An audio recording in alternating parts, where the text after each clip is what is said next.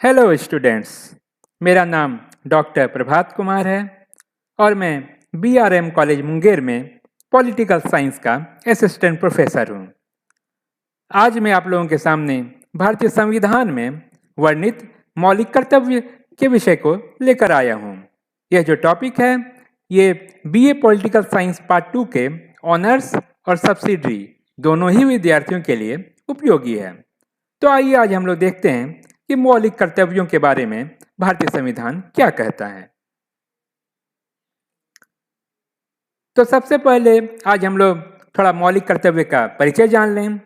तो वर्ष 1976 में स्वर्ण सिंह समिति की सिफारिश के आलोक में संविधान के 42वें संविधान संशोधन द्वारा मौलिक कर्तव्यों को भारतीय संविधान में शामिल किया गया। इस संविधान संशोधन के द्वारा संविधान में एक नए भाग 4A और अनुच्छेद 51A को जोड़ा गया और 10 मौलिक कर्तव्यों को रखा गया। बाद में संविधान के 86वें संविधान संशोधन के द्वारा वर्ष 2002 ईस्वी में एक और मौलिक कर्तव्य को जोड़ा गया है और इस प्रकार अब मौलिक कर्तव्यों की संख्या 11 हो गई है। तो आइए अब हम लोग ये जान लें कि संविधान में कौन कौन से मौलिक कर्तव्यों के बारे में कहा गया है। तो संविधान का अनुच्छेद 51A ये कहता है कि भारत के प्रत्येक नागरिक का यह कर्तव्य होगा कि वह संविधान का पालन करे और उसके आदर्शों, संस्था, राष्ट्रध्वज और राष्ट्रगान का आदर करे। स्वतंत्रता के लिए हमारे राष्ट्रीय आंदोलन को प्रेरित करने वाले उच्च आदर्शों को हृदय में संजोए रखे और उनका पालन करे। आगे कहा गया है कि हर नागरिक भारत की संप्रभुता, एकता और अखंडता की रक्षा करे और उसे अक्षुण्ण रखे, देश की रक्षा करे और आह्वान किए जाने पर राष्ट्रीय सेवा करे, भारत के सभी लोगों में समरसता और समान भ्रातृत्व की भावना का निर्माण करे, जो धर्म, भाषा और प्रदेश या वर्ग पर आधारित सभी भेदभाव से परे हो और ऐसी प्रथाओं का त्याग करे जो स्त्रियों के सम्मान के विरुद्ध हैं। मौलिक कर्तव्यों के संबंध में संविधान में आगे कहा गया है कि हर नागरिक हमारी सामाजिक संस्कृति की गौरवशाली परंपरा का महत्व समझे और उसका परिरक्षण करे।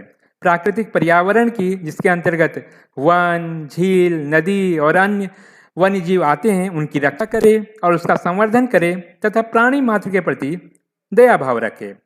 साथ ही हर नागरिक वैज्ञानिक दृष्टिकोण, मानववाद और ज्ञानार्जन की तथा सुधार की भावना का विकास करे।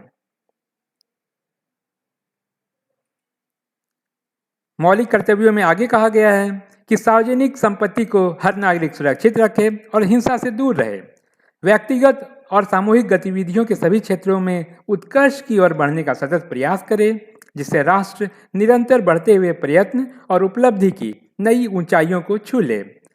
और जो संविधान के 86वें संशोधन के द्वारा सन 2002 ईस्वी में जो मौलिक कर्तव्य 11वां मौलिक कर्तव्य जोड़ा गया है, वो यह कहता है कि जो भी माता पिता या संरक्षक हों, वे अपने 6 से 14 वर्ष के बीच की आयु के बच्चे को शिक्षा प्राप्त करने के हर अवसर प्रदान करेंगे।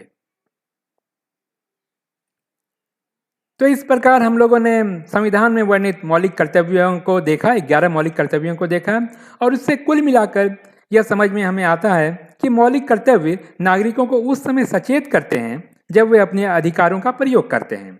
मौलिक कर्तव्य उस समय नागरिकों को सचेत और सावधान करते हैं जब समाज और राष्ट्र विरोधी घटनाएं होती हैं। इसके अतिरिक्त मौलिक कर्तव्य नागरिकों को अनुशासित और देश प्रेम के प्रति प्रतिबद्ध, निष्ठावान और जागरूक करते हैं।